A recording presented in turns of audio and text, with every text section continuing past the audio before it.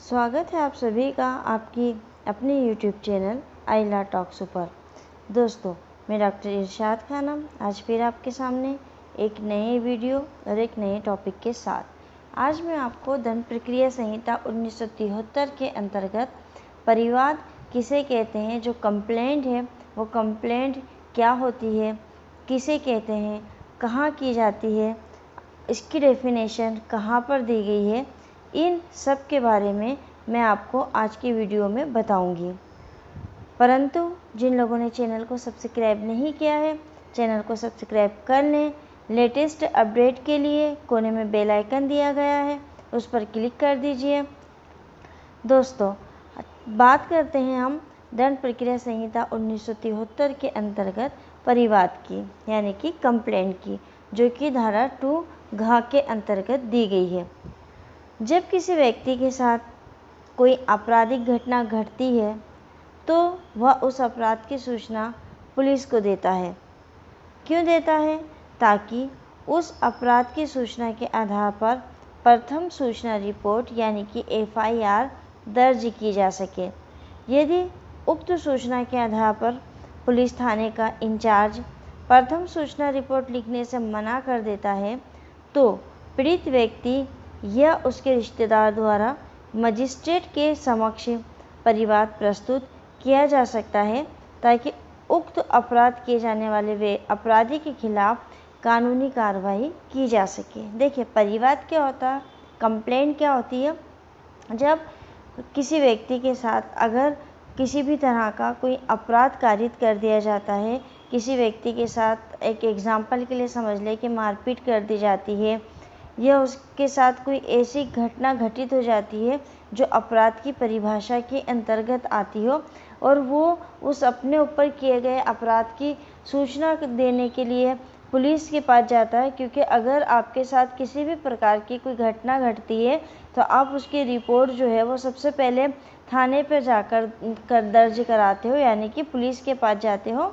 आप किस लिए जाते हो? कि आपके साथ जो घटना घटी है उसकी सूचना आप पुलिस को दे दो, उसके आधार पर वो आपकी FIR दर्ज कर ले और जिस व्यक्ति ने आपके साथ ये आपराधिक कार्य किया है इसको पनिशमेंट मिल सके।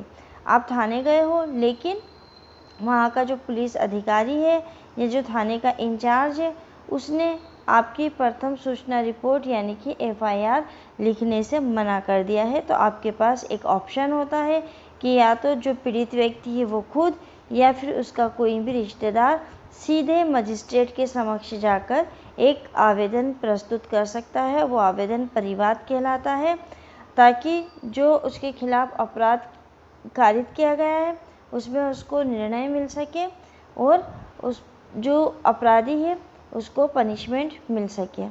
अब हम इसकी परिभाषा की बात करते हैं। परिवाद की परिभाषा जो है वो दंड प्रक्रिया संहिता की धारा 2 घ या 2 D के अंतर्गत दी गई है। परिवाद से दंड संहिता के अधीन मजिस्ट्रेट द्वारा कार्रवाई किए जाने की दृष्टि से मौखिक या लिखित रूप में उससे किया गया वह अभिकथन अभिप्रेत है कि किसी व्यक्ति ने, चाहे वो ज्ञात हो या अज्ञात हो, अपराध किया है, किंतु इसके अंतर्गत पुलिस रिपोर्ट नहीं है। पुलिस रिपोर्ट क्यों नहीं है? क्योंकि पुलिस जब आपकी FIR दर्ज करने से मना कर देती है, उसी कंडीशन में आप परिवाद दाखिल करने जाते हो मजिस्ट्रेट के पास।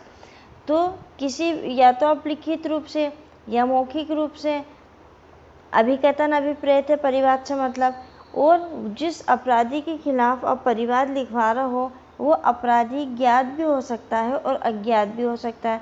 यानी आप उसको जानते भी हो या ये भी हो सकता है कि अपराध कारित करने वाले को आप नहीं पहचानते हो। ये दोनों चीज़ें हो सकती हैं।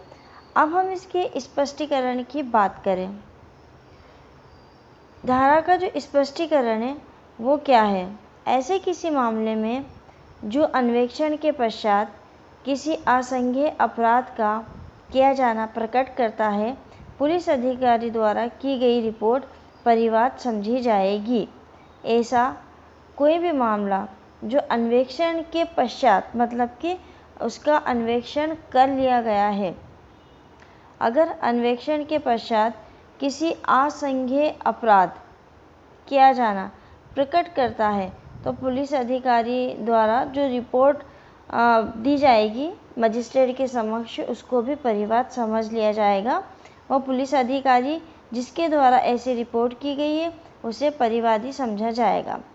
समाज का कोई भी व्यक्ति परिवाद कर सकता है, चाहे वह व्यक्ति आपराधिक तथ्य का साक्षीकार हो या ना हो।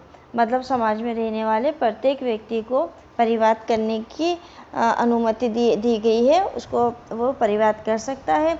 फिर भले ही चाहे वो जो आपराधिक फैक्ट हैं उनके एविडेंस के रूप में वो हो या ना हो, पीड़ित पक्षकार हो या ना हो, चाहे उसको उस अपराध से उसको कोई नुकसान ना हुआ हो तो भी वो परिवाद दाखिल कर सकता है।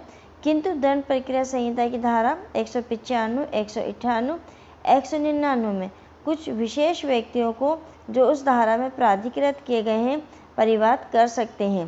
जब एक से अधिक व्यक्ति द्वारा परिवाद किया जाता है तो उन्हें संयुक्त परिवाद की संज्ञा दे दी जाती है। जब एक से अधिक व्यक्ति परिवाद करते हैं तो उनको संयुक्त रूप परिवादकर्ता माना जाता है।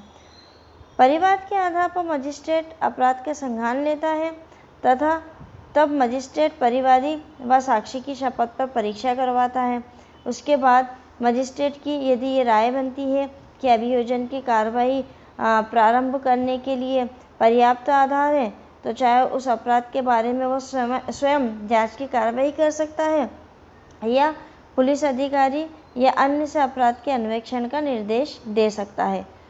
ठीक है, अब ये दो कंडीशन बनी है कि अगर परिवाद न्यायालय में आपने दाखिल कर दिया है और मजिस्ट्रेट को ये लगता है कि इसके ऊपर जांच होनी चाहिए तो या तो वो स्वयं जांच कर लेगा उसकी, या जांच की कार्रवाई करवा सकता है। अब स्वयं जांच कर लेगा मतलब कि वो किसी को नियुक्त कर देगा कि ये परिवाद जो आया है इस अपराध की जांच करिए, या फिर पुलिस अधिकारी या अन्य से अपराध का अन्वेषण का निर्देश दे सकता है। ये दो कंडीशन है वो कर सकता है।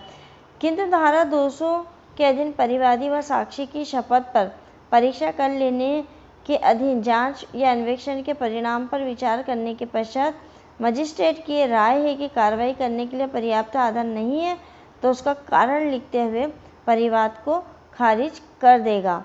तो ये जो है मैंने यहाँ बीच बीच में आपको कुछ धाराएं भी लिखी दी हैं। ये धाराएं मैंने इसलिए लिखी हैं कि ये जो पॉइंट है इसमें लिखे हुए हैं और उसके आगे धारा लिखी है, मतलब इस धारा के अंतर्गत ये बात कही गई है। तो जब आप परिवाद को पढ़ें तो परिवाद के साथ साथ आपको धाराएं भी थोड़ी थोड़ी सी नॉलेज में आपके आ जाएंगी कि इस धारा के अंतर्गत ये बताया गया है। अब हम बात करते हैं परिवाद के आवश्यक तत्व की। परिवाद के आवश्यक तत्व क्या हैं? परिवाद एक लिखित या मौखिक कथन होता है। ये हमने अभी पढ़ा है कि परिवाद जो होता है लिखित भी होता है और मौखिक भी होता है, जिसमें किसी अपराध से संबंधित तथ्य होते हैं जिन पर विश्वास किया जाता है।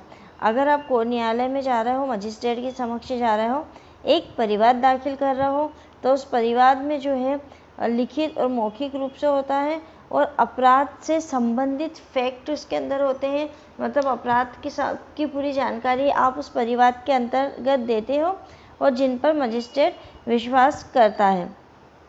परिवाद मजिस्ट्रेट के समक्ष किया जाता है कि किसी ज्ञात या अज्ञात व्यक्ति ने कोई आपराधिक कार्य किया है। परिवाद हमेशा कहाँ होता है? मजिस्ट्रेट के समक्ष। प्रथम सूचना रिपोर्ट कहाँ होगी? थाने पे। लेकिन जब आप परिवाद दाखिल करेंगे तो वो मजिस्ट्रेट के समक्ष होगा। परिवाद में लिखे गए कथन में मजिस्ट्रेट से स्पष्ट रूप से ये प्रार्थना की जाती है कि मजिस्ट्रेट उस ज्ञात या अज्ञात व्यक्ति के खिलाफ दंड प्रक्रिया संहिता में दिए गए प्रावधानों के अनुसार कार्रवाई करे और समाज का कोई भी व्यक्ति मजिस्ट्रेट के समक्ष परिवाद प्रस्तुत कर सकता है। तो ये जो थे परिवाद के आवश्यक तत्व थे। आज हमने परिवाद को पढ़ा है, समझा है और मैं उम्मीद करती हूँ कि आपको वीडियो जो है वो पसंद ही आ रहे होंगे और टॉपिक आपको समझ में भी आ रहा होगा। दोस्तों, अगर आपको वीडियोस पसंद आते हैं, आपको अगर टॉपिक्स पसंद आ रहे हैं तो आप लाइक, कमेंट्स और शेयर करके ज़रूर बताइएगा। मिलते हैं बहुत ही जल्द एक नए टॉपिक के साथ एक नए वीडियो में। तब तक के लिए शुक्रिया, धन्यवाद।